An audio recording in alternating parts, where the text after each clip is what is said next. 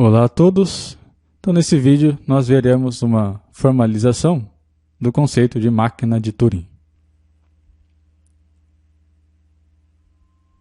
Muito bem, então uma máquina de Turing é basicamente um dispositivo teórico constituído de 4 componentes. Então o primeiro é uma fita potencialmente infinita dividida em células. Então, potencialmente infinita significa que eu posso adicionar uma célula, um quadrado, tanto à esquerda quanto à direita, indefinidamente. Além disso, cada quadrado ele está vazio ou ele contém algum símbolo proveniente de um alfabeto finito, sigma.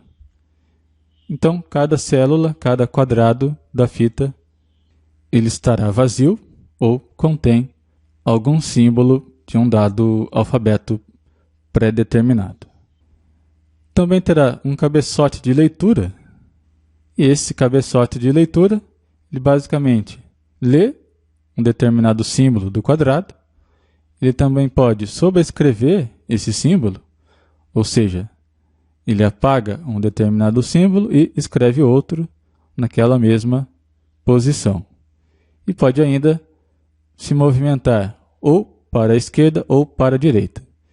E por convenção, a gente está especificando que essa movimentação é de apenas um quadrado por vez. Terceiro item, teremos também um registrador de estados. Então, em cada instante de tempo, a máquina de Turing está em um estado proveniente de um conjunto finito de estados possíveis. Então, eu posso indicar, por exemplo, que a máquina de Turing está no estado Q1. E o último componente é um conjunto finito de instruções.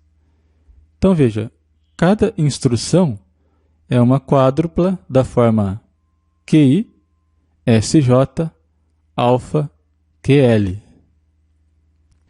Então, como uma máquina de Turing interpreta uma dada instrução desse formato? Então, o que acontece é o seguinte: quando uma máquina de Turing recebe uma instrução QI, SJ, alfa e QL, isso significa que, se a máquina estiver no estado QI e lendo o símbolo SJ, ela vai fazer o seguinte.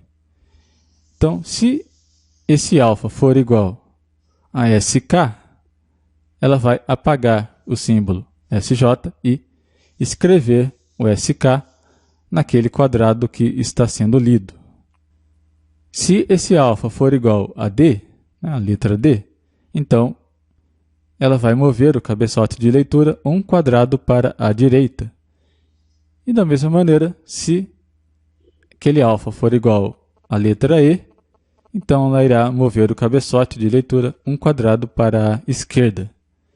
E feito isso, ela modificará seu estado para QL. Então vamos ver um exemplo de instrução. Então vamos considerar uma máquina de Turing com essas configurações. Então aqui eu tenho a minha fita, eu tenho alguns símbolos escritos nesta fita, o cabeçote de leitura está posicionado nesse determinado quadrado e o estado inicial da máquina é o estado Q1. Então vamos analisar o que acontece mediante essas duas instruções. Primeira instrução, Q1, 0, D, Q1. E a segunda instrução, Q1, 1, 0 e Q2.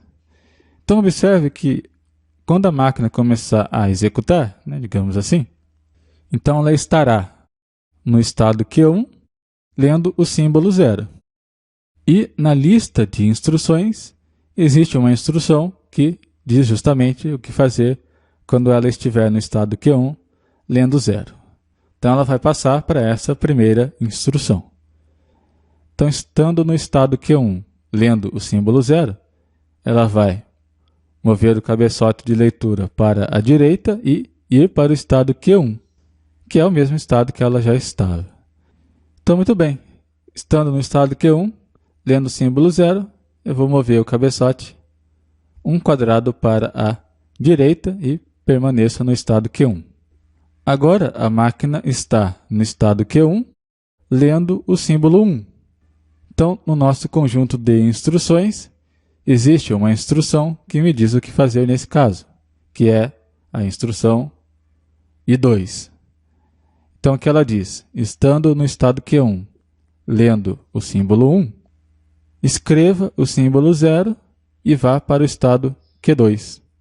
Então, muito bem, a máquina está no estado Q1, lendo o símbolo 1. Então, ela vai trocar o 1 pelo 0 e modificar o seu estado para o estado Q2. Então, agora ela está no estado Q2, lendo o símbolo 0, mas só que não existe nenhuma instrução da nossa lista de instruções dizendo o que fazer nesse caso. Então, a máquina encerra a sua execução. Então, uma máquina de Turing é basicamente uma quíntupla constituída pelos componentes um conjunto Q de estados, um conjunto sigma, que é o seu alfabeto, que são os símbolos que nós utilizaremos. No nosso caso, a gente vai utilizar apenas um alfabeto, né? Você pode encontrar formalizações em que aparecem 2 alfabetos, um alfabeto de entrada e um alfabeto da fita, mas no nosso caso vai ser apenas um único alfabeto. Conjunto I de instruções. Cada instrução é uma quádrupla, conforme a gente viu anteriormente. O estado Q1 será um estado inicial, né? Estado no qual a máquina inicia.